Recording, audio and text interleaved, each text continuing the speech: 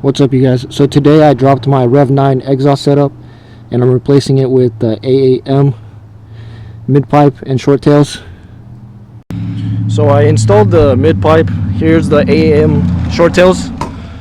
These are not the original exhaust tips for the AAM. These are the Wesdens. I didn't really like the 4-inch exhaust tips, so I bought 5-inch Wesden exhaust tips. Burnt. Yeah, I'll be installing these. As you can see, I installed all of it. So the Y pipe, the mid pipe, and then the short tails. I still gotta take off the bubble wrap. And then now I'm just gonna connect the exhaust tips. Alright, so this is the finished product. I had to use a grinder to put slots in the exhaust tips since it didn't come with slots, but that's alright. I could tug it all I want, it's not gonna come off.